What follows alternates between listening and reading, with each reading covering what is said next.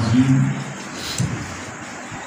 وبلغنا رسوله النبي الكريم ونحن على ذلك من الشاهدين والشاكرين والحمد لله رب العالمين. اللهم صل على سيدنا محمد وعلى آل سيدنا محمد وبارك وسلم.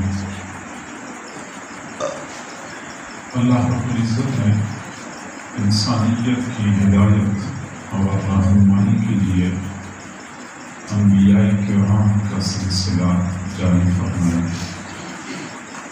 اور یہ سلسلہ تقریباً 1,24,000 انبیاء پر مشتمل تھا. سب سے آخر میں اللہ تعالیٰ نے اپنے محبوب اور کل کائنات کے محبوب محمد مصطفیٰ احمد مصطفیٰ صلی اللہ علیہ وسلم کو مبعوث فرما کر نبوت کا سلسلہ مکمل کر دیا. اللہ تعالیٰ نے اپنے انبیاء میں سے ہر نبی کو کسی نہ کسی خاص وصف میں کمال عطا فرمایا تھا، کوئی نہ کوئی اعزاز عطا فرمایا تھا. تاہم اپنے محبوب صلی اللہ علیہ وسلم کو جب دنیا میں بھیجنا چاہا تو تمام انبیاء کے کمالات کا مجموعہ بنا کر مبعوث فرمایا. حضرت آدم علیہ السلام سے لے کر حضرت عیسیٰ علیہ السلام تک تمام انبیاء کے کمالات حضور صلی اللہ علیہ وسلم کی ذات گرامی میں اللہ تعالیٰ نے کامل طور پہ جمع فرما دیے تھے. میں اگر اس وقت حضرات انبیاء کرام کے کمالات اور اعزازات کا تذکرہ کروں اور حضور صلی اللہ علیہ وسلم کی ذات گرامی میں ان کمالات کی نشاندہی کرتا رہوں تو یہ نشست اس کے لیے ناکافی ہو جائے گی. تاہم میں چند ایک کمالات و اعجازات کا تذکرہ کرتا ہوں تاکہ ہم پر یہ معاملہ واضح ہو جائے.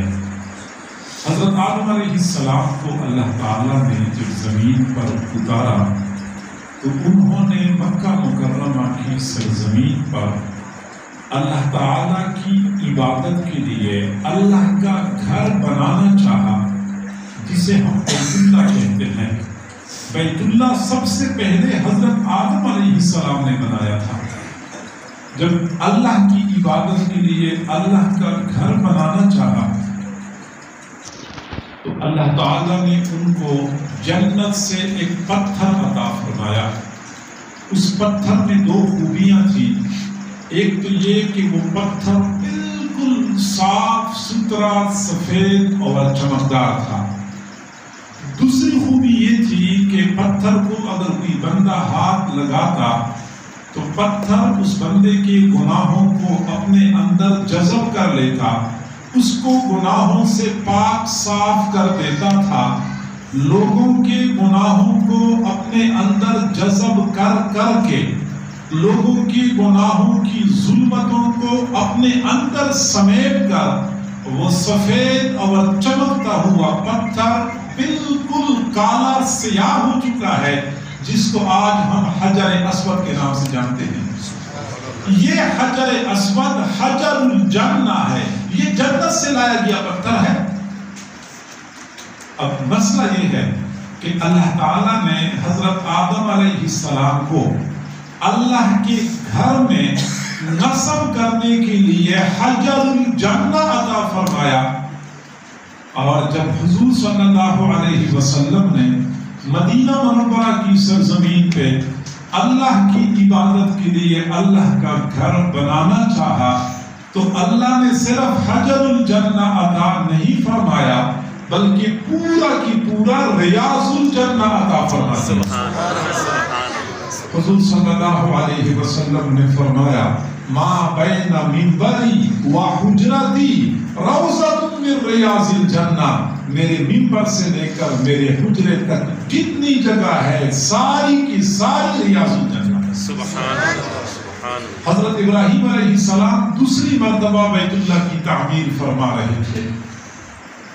جب بیت اللہ کی دیواریں بلند ہو گئی، حضرت ابراہیم علیہ السلام کے ہاتھ دیوار کی بلندی تک نہیں پہنچ رہے تھے، تو اللہ تعالیٰ نے ان کو ایک پتھر عطا فرمایا کہ اس پتھر پہ کھڑے ہو کے بیت اللہ کی دیواریں اور اوپر اٹھائیں.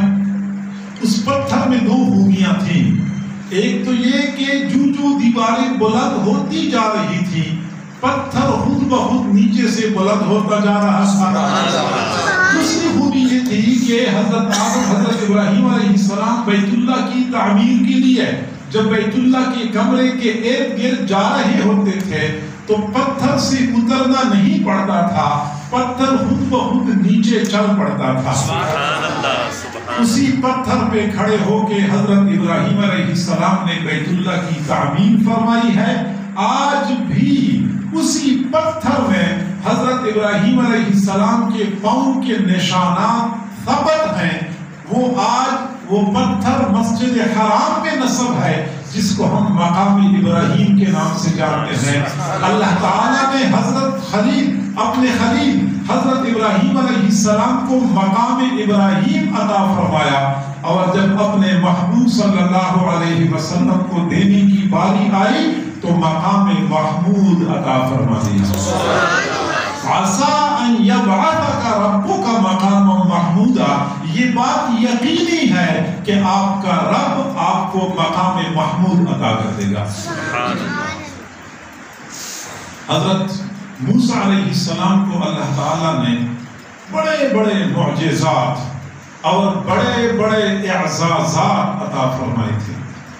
ان میں سے ایک بڑا معجزہ یہ تھا کہ جب وہ گریبان میں ہاتھ ڈالتے تھے، باہر نکالتے تھے تو وہ سورج کی طرح چمک رہا ہوتا تھا.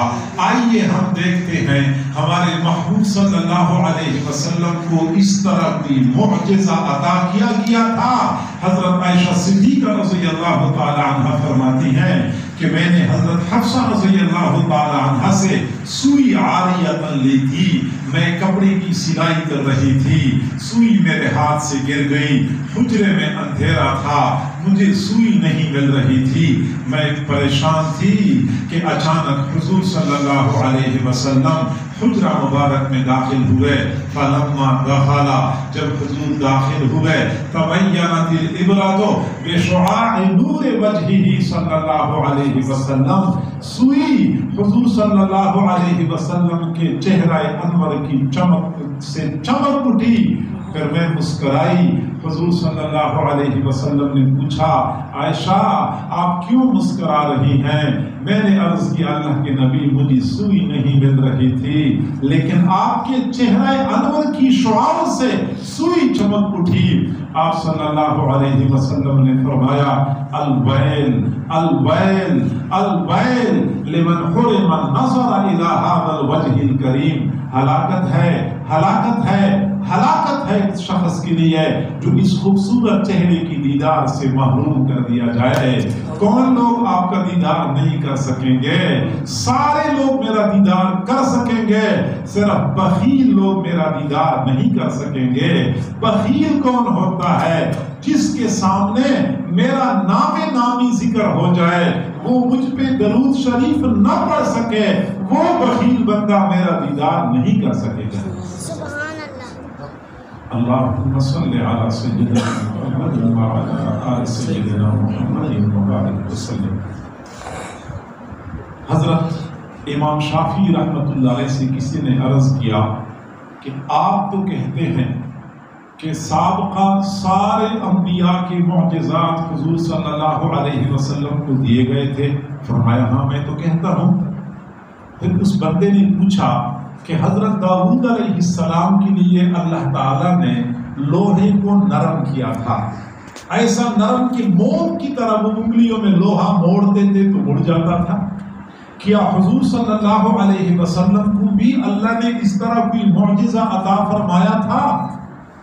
تو امام شافعی رحمۃ اللہ علیہ نے فرمایا کہ لوہے کا نرم ہو جانا اتنا بڑا معجزہ نہیں ہے، کیونکہ لوہا تو لوہار کی بھٹی میں بھی نرم ہو جاتا ہے، اس سے زیادہ بڑا معجزہ یہ ہے کہ غزوہ خندق کے موقع پر جب صحابہ کرام خندق کی کھدائی میں لگے ہوئے تھے، خندق کی کھدائی کے دوران ایک بہت بڑی چٹان نمودار ہو گئی، صحابہ کرام اس کو مارتے مارتے تھک گئے، لیکن چٹان ٹوٹ نہیں رہی تھی۔ حضور صلی اللہ علیہ وسلم بنفس نفیس خندق میں اتر گئے، ہاتھ میں ہتھوڑا اٹھایا، ہلکا سا وار کر لیا، وہ ہلکے سے وار کے ذریعے وہ چٹان بہتی ہوئی ریت کی مانند ریزہ ریزہ ہو گئی۔ سخت چٹان کا نرم ہو جانا لوہے کے نرم ہو جانے سے زیادہ بڑا معجزہ ہے۔